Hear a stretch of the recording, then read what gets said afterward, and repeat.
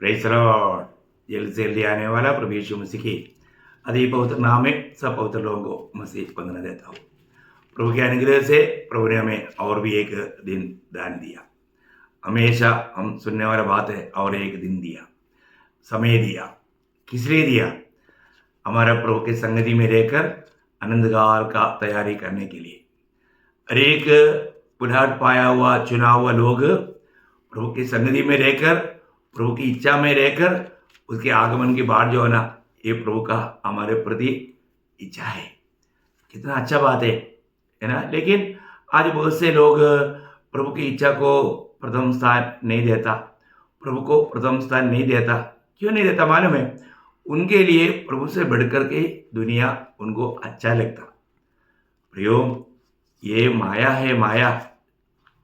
बुद्धिमान सलोमन बार बार बोलता है, माया माया, सब कुछ माया है। ये दुनिया का कोई भी बातों पर हमारा मन नहीं लगना प्रियो, क्योंकि इब्रानियों 11:38 में लिखा है, दुनिया उनके लिए योग्य नहीं था, है ना। पवित्र लोगों के लिए दुनिया योग्य नहीं था, संसार उनकी योग्य नहीं था। प्रियो, अगर हम प्रभु के लिए अलग किया हुए लोग हैं तो ये दुनिया हमारे लिए योग्य नहीं। दुनिया की बातों पर कभी भी मन नहीं लगाना है, दुनिया की बातों पर मन नहीं लगाना, शारीरिक बातों पर मन नहीं लगाना, क्योंकि ऐसे लोग प्रभु को प्रसन्न करने वाले एक जीवन नहीं बिता सकता। तो इसलिए आज हमें वो सच्चाई, प्रभु का सत्य वचन में बना रहना, प्रभु के साथ सच्चा नाता जोड़कर जीवन बिताना, ये हमारा बहुत बड़ा कर्तव्य है। तो हम लोग इन दिनों में प्रभु यीशु मसीह का ईश्वरत्व, उसका बारे में सीख रहा था ना, क्योंकि इतनी प्रकार का ऐसे लोग हैं, प्रभु यीशु मसीह मानव सच्चा परमेश्वर है, वो बारे में नहीं जानता और नहीं मानता।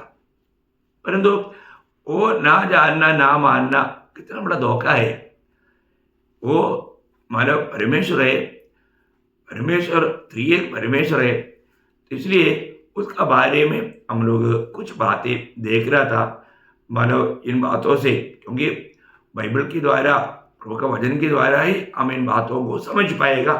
तो हम वचन से ये बात को ढूंढ करके सीख रहा था। तो हमने ये देखा, प्रभु यीशु मसीह को जो दिया हुआ नाम, उन नामों के द्वारा वो नाम ये बात प्रकट करता है, वो परमेश्वर है।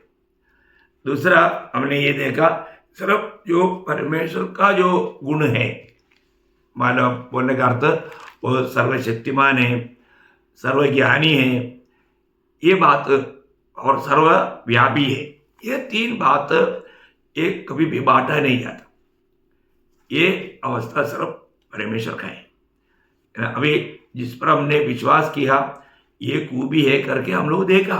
यीशु मसीह सर्वज्ञानी है करके हमने देखा, यीशु मसीह सर्वशक्तिमान है करके हमने देखा। आज हम देखेंगे प्रभु यीशु मसीह सर्वव्यापी है ना, क्योंकि परमेश्वर सर्वव्यापी है। तो इसके लिए हम पढ़ेंगे मत्ती के सुसमाचार 18 अध्याय का 20 वचन में प्रभु यीशु ने दिया हुआ एक वायदा है वो, क्योंकि जहाँ 2 या 3 मेरे नाम पर इकट्ठा होते हैं, वहां मैं उनके बीच में होता हूँ। देखा प्रियो, ये कितना बड़ी बात है? कई लोग इकट्ठा होने के बाद में उनकी आज्ञा है, हम प्रभु को भी हमारे बीच में स्वागत करेंगे बोल करके बुलाता। जरूरत है क्या? नहीं, क्योंकि ये प्रभु का वायदा है, प्रभु वहां पर है। बहुत बड़ी बात है प्रियो, है ना।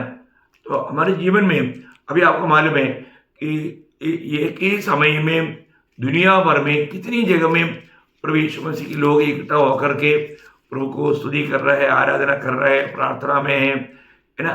उनके सबका बाइबल स्टडी में है, उनके सबका बीच में प्रभु है। कितना अद्भुत बात है ना। एक ही समय में लाखों जगह पर एक ही समान होने के लिए प्रभु से संभव है। अभी आपको सबको मालूम है, हर एक विश्वासी में यीशु मसीह रहता है। आपको मालूम है ना, कोलोसियों 12 अध्याय का 27 वचन में हम लोग देखते हैं कि वो मानो भेद है, वो भेद है। मसीह जो महिमा की आशा है तुम में रहता है। देखा, मसीह महिमा का आशा तुम में रहता है ना। आज जो मसीह लोगों को सताता है, उनको ये नहीं मालूम कि वो किसको सता रहा है। वास्तव में उनका अज्ञानता है प्रियो। आपको मालूम है कि जब शाऊल मंडली को सता रहा था, प्रेरितों का 9 अध्याय का 4-5 वचन में प्रभु उसको पूछने वाले एक शब्द आपको याद होगा। और वो भूमि पर गिर पड़ा और यह शब्द सुना, हे शाऊल तू मुझे क्यों सताता है? उसने पूछा, हे प्रभु तू कौन है? उसने कहा, मैं यीशु हूँ जिसे तू सताता है। देखा, अभी मानो एक प्रकार देखेगा तो शाऊल यीशु मसीह को नहीं सताया, वो मंडली को सताया। लेकिन यीशु मसीह ने क्या बोला? तुम जी। मुझे सताता। क्योंकि मंडली क्या है? मंडली प्रभु का शरीर है। प्रियो, कितना अनोखा बात है ना। आज भी कितनी जगह पर लोग ये नहीं जानता कि हम किसको सता रहे हैं, है ना। पिछले दिन में ओडिशा में एक प्रभु का दास को चप्पल का माला पहना करके गोबर का पानी पिलाया, उसको बहुत सताया। देखो, उनको ये नहीं मालूम वो क्या कर रहा है। सच में, है ना, मतलब लोग प्रभु को और प्रभु का लोगों को नहीं जानता। ये दुनिया नहीं जान सकता। हम लोग पढ़ा होगा ना 3 अध्याय उसका पहला वचन की आखिरी भाग में, वहां पर ये बात लिखा है। उसकी आखिरी भाग वे हमको नहीं जानता, इसलिए हमको भी नहीं जानता। इस कारण संसार हमें नहीं जानता, क्योंकि उसने उसे भी नहीं जाना। हाँ, वो प्रभु को नहीं जाना, इसलिए हमें भी नहीं जाना, इसलिए वो लोग सताता है। तो प्रियो, एक बात जानना, ये भी पवित्र लोगों को सताता है, वो प्रभु को सताता है, क्योंकि प्रभु पवित्र लोगों में रहता है। हम हरेक लोगों में व्यक्तिगत रीति में भी प्रभु रहता। दुनिया भर में रहने वाला इन लोगों ने प्रभु यीशु मसीह को अपना प्रभु मान करके उद्धारकर्ता के रूप में ग्रहण किया, उनमें प्रभु यीशु मसीह रहता है। वो सर्वव्यापी परमेश्वर है। साथ ही साथ 2 या 3 जन जब प्रभु उनको एकत्रित होने देता, उनका बीच में प्रभु रहता है। कितना महान बात है ना। और वही आपको मालूम है, जो ग्रेट कमीशन, जो मत्ती 28 अध्याय का 20 वचन में, उसके आखिरी वचन में क्या लिखा मालूम? और देखो, मैं जगत के अंत तक सदा तुम्हारे संग हूँ। देखा है? देखो, जो भी प्रभु के लोग हैं, उन लोगों के संग प्रभु रहता। आप देखो, जहां पर भी जाएगा प्रभु उनके संग रहेगा।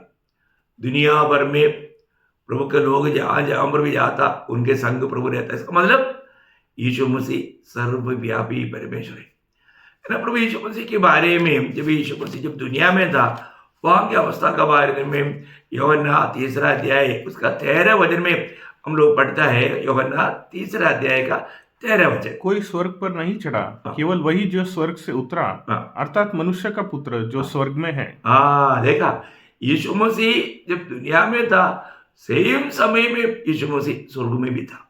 आप देखो, ये बातें सामान्य बुद्धि में नहीं समझ सकता प्रियो, ये पवित्र आत्मा का सहायता से ही समझ सकता है ना। यीशु मसीह का एक प्रस्तावना, वो परमेश्वर है, वो सच्चा बात बोलता है। उसका हर एक बातों को समझना हमारा मनुष्य की बुद्धि में नहीं हो सकता है ना। प्रभु यीशु मसीह एक ही समय में पिता में और एक ही समय में हमारे में है करके प्रभु ने बोला। यूहन्ना उसका 14 अध्याय का 20 वचन, उस दिन तुम जानोगे कि मैं अपने पिता में हूँ, मैं अपने पिता में हूँ और तुम मुझ में, और मैं तुम में। देखा, मैं एक ही साथ मैं पिता में भी हूं और तुम में भी हूं। देखा, कितना अनोखा बात है। बोलने का अर्थ, प्रभु यीशु मसीह सर्वव्यापी परमेश्वर है। वो सर्वव्यापी परमेश्वर है। कितना अनमोल बात है। तो यीशु मसीह का एक महत्वपूर्ण एक बात, वो मानो हमेशा एक सा है, हमेशा एक सा है ना। जब प्रभु का दास यूहन्ना जो सुसमाचार लिखा, प्रभु यीशु मसीह की ईश्वरत्व को प्रकट करते हुए वो लिखा, उसमें शुरुआत में 1 अध्याय का 1 वचन में भी हम लोग क्या पढ़ा? आदि में वचन था। आदि में वचन हुआ, ऐसे नहीं बोला, वचन था। देखिए, कई लोग बोलते हैं ना प्रभु स्वयंभू है, ऐसे नहीं। स्वयंभू का अर्थ भी वहां पर एक उत्पत्ति आता, परंतु प्रभु वो आदि में था, आदि में वचन था, वचन परमेश्वर के साथ था और वचन परमेश्वर था। परमेश्वर, तो वो वचन देहधारी हुआ है प्रभु यीशु मसीह। ये बहुत बड़ी बात है। मतलब यीशु मसीह के बारे में हम यहाँ पर देखता है कि वो मतलब हमेशा हमेशा रहने वाला है। इसलिए पड़ोसियों का पत्री में एक प्रयोग वहां पर हमने पहला अध्याय का 17 वचन में मतलब यीशु मसीह के बारे में क्या बोलता मालूम है? वही सब वस्तुओं में प्रथम है प्रथम है और सब वस्तुएं उसी में स्थिर रहती है। देखा, वो प्रथम है, मतलब सबसे पहले वो है। क्या अनोखा शब्द है ना, है? हम लोग ये बातों को मतलब उसका वो आनंद काल एक सा रहता। हम लोगों ने पिछले दिन में यीशु मसीह के नाम के बारे में जानने के टाइम पर यशायाह उसका 9 अध्याय का 6 वचन में हमने पढ़ा था, वो आनंद काल का पिता, ऐसे एक शब्द पढ़ा था। यस, और उसका नाम अद्भुत युक्ति करने वाला पराक्रमी परमेश्वर, अनंत काल का पिता। आनंद काल का पिता, वो हमेशा का पिता है, मानो वो बदलता ही नहीं, हमेशा का पिता है ना। तब जब प्रभु यीशु मसीह पिता के साथ जो यीशु मसीह की प्रार्थना है ना, यीशु मसीह की प्रार्थना बोलेगा तो आपको याद है यूहन्ना का सुसमाचार 17 अध्याय, वो 17 अध्याय का 5 वचन में वो यीशु मसीह पिता से जो कहता है वो शब्द भी बहुत अनमोल है। अब है पिता, तू अपने साथ मेरी महिमा, उस महिमा के से कर जो जगत की सृष्टि से पहले मेरे तेरे साथ थी। देखा, जगत की सृष्टि से पहले है, इस यूनिवर्सल को बनाने से पहले, सृष्टि होने से पहले पिता के साथ पुत्र था, यीशु मसीह था। देखिए हमारे जीवन में मतलब वो पहले से था, ये बात का समझ हमारे लिए बहुत बड़ी बात है। हमने ये भी बात प्रकाशित वाक्य में हम लोगों ने पहला अध्याय का 8 वचन में देखा था, यीशु मसीह के बारे में जो बोला अल्फा एंड ओमेगा, मैं अल्फा और ओमेगा हूँ। देखा, मैं अल्फा और ओमेगा है ना। एक ग्रीक शब्द का पहला शब्द और आखिरी शब्द है। मनुष्य की रीति में प्रभु यीशु मसीह की नित्यता को न बदलने वाला उस अवस्था को बताने के लिए ये प्रयोग किया गया। ये बात भी बहुत अनमोल बात है। इवन इब्रानियों का पत्री 13 अध्याय उसके 8 वचन में मतलब हम लोग पढ़ता है, इब्रानियों 13 अध्याय का 8 वचन, यीशु मसीह कल और आज और युगान युग एक सा है। युगान युग एक सा है। देखो, कल आज और कल बोलेगा तो कल आज और युगान युग एक सा है, मतलब वो नहीं बदलता है, वो नहीं बदलता। वही इब्रानियों उसका पहला अध्याय में उसका 11 वचन में भी प्रभु का उस ना बदलने वाला अनुभव का बारे में एक अच्छा एक वर्णन है। वे तो नष्ट हो जाएंगे परंतु तू बना रहेगा। वे बोलेगा तो ये दुनिया में जो भी दिखता है वो सब नष्ट हो जाएंगे परंतु तू बना रहेगा। और वे सब वस्त्र के समान पुराने हो जाएंगे और तू उन्हें चादर के समान लपेटेगा और वे वस्त्र के समान बदल जाएंगे पर तू वही है और तेरे वर्षों का अंत न होगा। देखा, तेरा वर्ष का अंत न होगा, मतलब तो हमेशा हमेशा बना रहने वाला परमेश्वर है। देखो, प्रभु यीशु मसीह के बारे में बाइबल कहने वाला शब्द है प्रियो, तो हमें कितना अधिक हमारे प्रभु का बारे में हमको खुशी होना चाहिए, है ना। जब जीवन काल में जब यीशु मसीह दुनिया में जब था, यीशु मसीह की भाषण यहूदी लोगों ने वो बातों को समझा। यीशु मसीह के एक एक कृत्य है ना, पाप क्षमा किया करके जब प्रभु ने बोला तो लोगों ने वहां पर बुरा सोचने लगा, क्योंकि परमेश्वर के सिवा कौन पाप क्षमा कर सकता। देखा, यीशु मसीह का अनेक काम एकदम एक एक बात वो स्वयं परमेश्वर ये बात प्रकट करता था करके यहूदी लोग जानता था, क्योंकि यहूदी लोगों के बीच में उनका प्रयोग जानने वाला प्रभु उस रीति में उनके साथ बात किया और काम किया। यूहन्ना 5 अध्याय का 18 वचन में आपको मालूम है, मानो वो लोग यीशु मसीह पर जो दोष लगाता था, लोग क्यों क्या दोष लगाता था? इस कारण यहूदी और भी अधिक उसके मार डालने के प्रयत्न करने लगे, क्योंकि वह न केवल सब्त के दिन की विधि तोड़ता, परंतु परमेश्वर को अपना पिता कहकर अपने आप को परमेश्वर के तुल्य भी ठहराता था। देखा है, वो परमेश्वर मेरा पिता है, पिता है बोलना है तो वो व्यक्ति परमेश्वर का अपने आप को तुल्य करता करके यहूदी जानता। देखा प्रियो, वो प्रयोग का महत्व है ना। तो उसी यूहन्ना 10 अध्याय का 33 वचन भी थोड़ा पढ़ना। यहूदियों ने उसको उत्तर दिया, भले काम के लिए हम तुझ पर पथराव नहीं करते, परंतु परमेश्वर की निंदा करने के कारण और इसलिए कि तुम मनुष्य होकर अपने आप को परमेश्वर बनाता है। परमेश्वर बनाता। देखा, प्रभु यीशु मसीह की अनेक कामों में, बातों में वो लोग ये बात को देख रहा था कि ये अपने आप को परमेश्वर कहता। देखो, इसका मतलब वो समझने वाली बात है। आज दुनिया को ये बात को नहीं समझता है, और वो सच में वो परमेश्वर था, है ना। और एक बात आपको खास करके बताना चाहूंगा कि प्रभु यीशु मसीह वो हमेशा एक सा है, वो बदलता नहीं, साथ ही साथ वो एकमात्र पवित्र है, वो एकमात्र पवित्र परमेश्वर है। उस पर कोई भी दोष, अभी आपको मालूम है, पिलातुस ने बार बार कहने वाला एक शब्द था, यूहन्ना का सुसमाचार उसका 19 अध्याय है ना, उसका 4 से 6 वचन पढ़ना।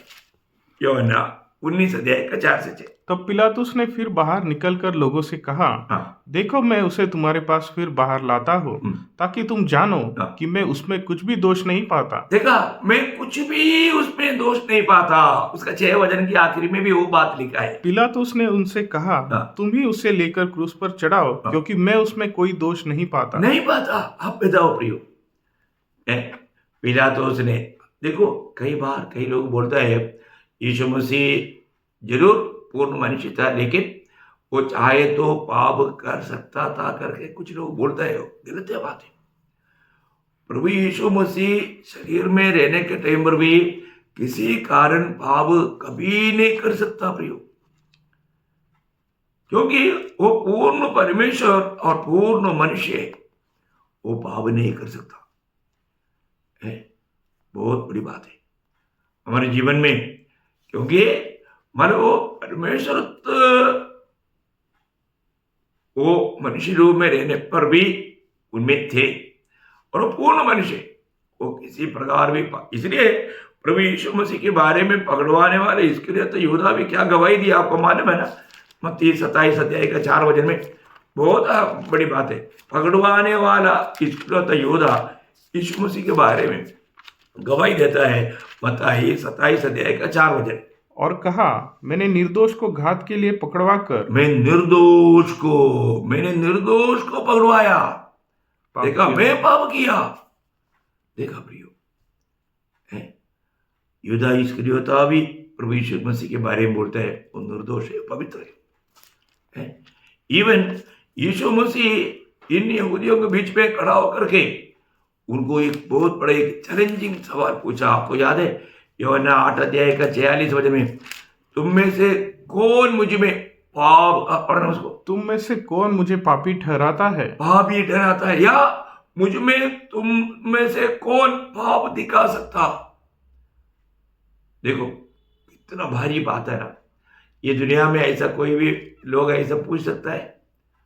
नहीं। देखिए यीशु मसीह बोलता है, तुम में से कौन है मुझ में पाप दिखा सकता। बहुत बड़ी बात है प्रियो। यीशु मसीह में पाप नहीं, वो पाप नहीं किया, पाप नहीं जानता, और उससे पाप होता ही नहीं है। उसने कभी पाप नहीं किया, वो पाप का बारे में अनजान है प्रियो। पाप क्या है वो नहीं जानता। कितना बड़ी बात है वो बात। बाला पत्रोस 2 अध्याय उसका 22 वचन में हम देखता है, मतलब पहला पत्रोस दूसरा अध्याय का 22 वचन। न तो उसने पाप किया ना पाप किया और न उसके मुंह से छल की कोई बात निकली। उसने पाप नहीं किया प्रियो। इवन पहले यूहन्ना 3 का 5 वचन, पहले यूहन्ना 3 का 5। तुम जानते हो कि वह इसलिए प्रकट हुआ कि पापों को हर ले जाए और उसके स्वभाव में पाप नहीं। देखा, उसकी स्वभाव में या उसमें पाप नहीं। देखो, वो पाप नहीं किया, उसमें पाप नहीं है। दूसरा कोरिन्थी 5 अध्याय उसका 21 वचन, बहुत अनोखा शब्द है प्रियो। जो पाप से अज्ञात था। देखा, वो पाप से अज्ञात था, मतलब पाप को नहीं जानता। आप बताओ, फिर कैसे लोग बोलते हैं कि वो पाप कर सकता करके? नहीं प्रियो, वो पाप से अज्ञात था, वो नहीं कर सकता था, उसमें पाप नहीं था। वो एकमात्र पवित्र है, तभी तो हमको बचा सकता है। हम पापियों को बचाना है। और यीशु मसीह ने जो कार्य किया, जब यूहन्ना 15 अध्याय उसका 24 वचन है ना, यूहन्ना 15 अध्याय उसका 24 वचन, यदि मैं उनमें वे काम न करता जो और किसी ने नहीं किए। देखो, दुनिया में किसी ने नहीं किया, पर वो ऐसा काम किया क्योंकि सिर्फ वो परमेश्वर ही कर सकता। आप बताओ, जन्म से मानो लंगड़े को प्रभु ने चलाया, पापी का पाप क्षमा किया, दुष्ट आत्मा को निकाला, कोड़ियों को छूकर चंगा किया, मृतकों को जिलाया, आंधी तूफान को शांत किया, 5 रोटी से 5,000 को खिलाया। प्रियो, ये सब काम कौन कर सकता? सिर्फ परमेश्वर ही कर सकता है। आप देखो, इतना सारे काम जो मनुष्य कभी नहीं कर सकता, वो प्रभु ने करने के बावजूद भी लोगों ने प्रभु पर विश्वास नहीं किया, बोलेगा तो कितना भयंकर दोष है प्रियो, है ना। वो एकमात्र पवित्र परमेश्वर है। तो यीशु मसीह की दुनिया में आना, जीना और जाना, ये सब हमारे लिए, हम पापियों का छुटकारे के लिए था।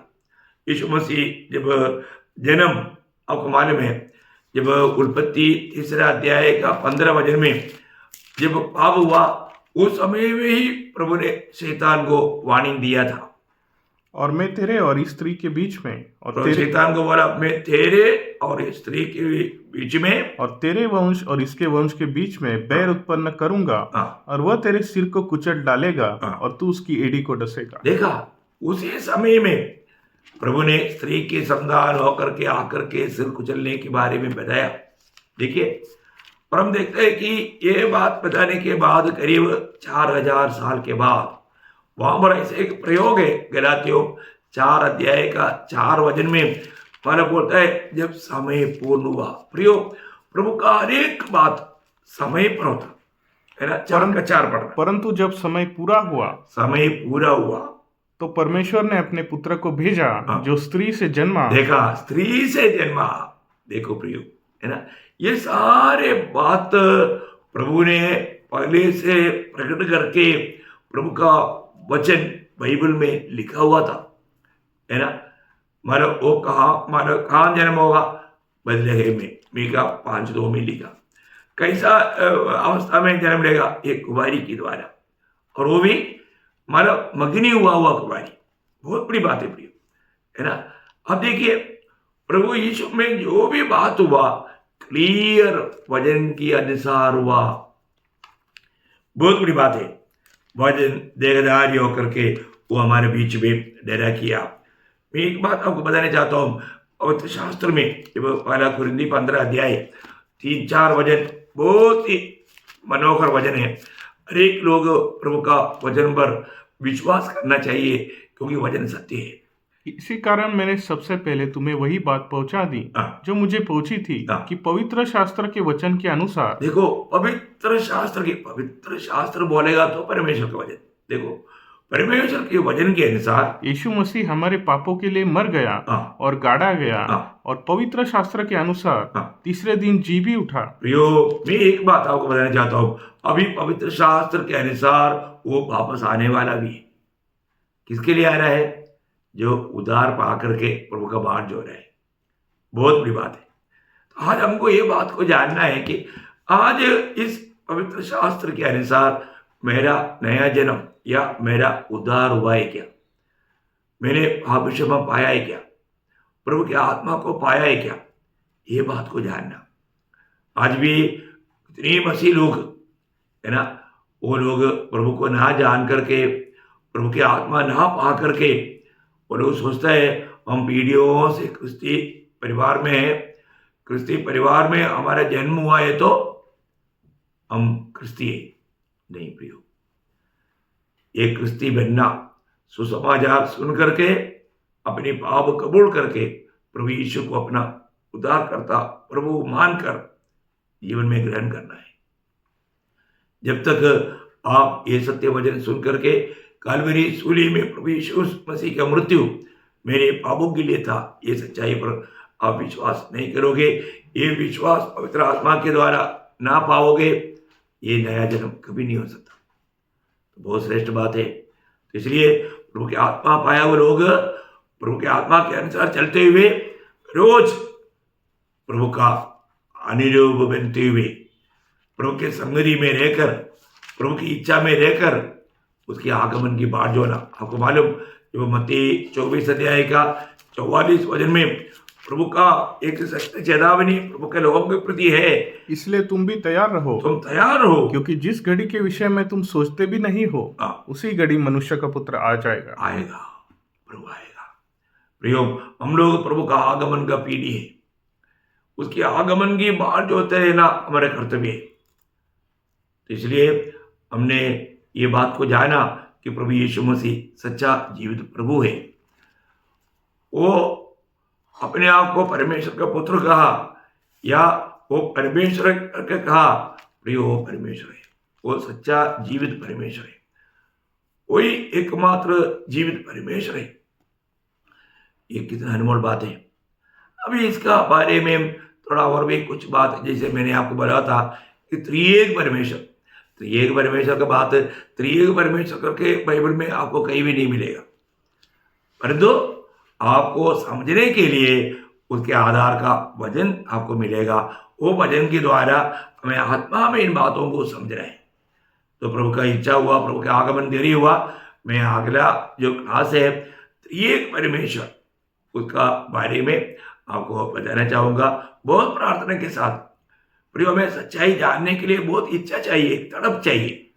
उस आग्रह में देख करके आने वाला समय का भी क्लास बहुत ध्यान से हम सीखेंगे, ताकि हम प्रभु का योग्य या प्रभु का लायक, प्रभु जैसे चाहता है ऐसे एक जीवन बिताते हुए प्रभु का आगमन का बाट जो सके। प्रभु सबको बहुत आशीष दे, प्रभु को महिमा मिले। आमीन।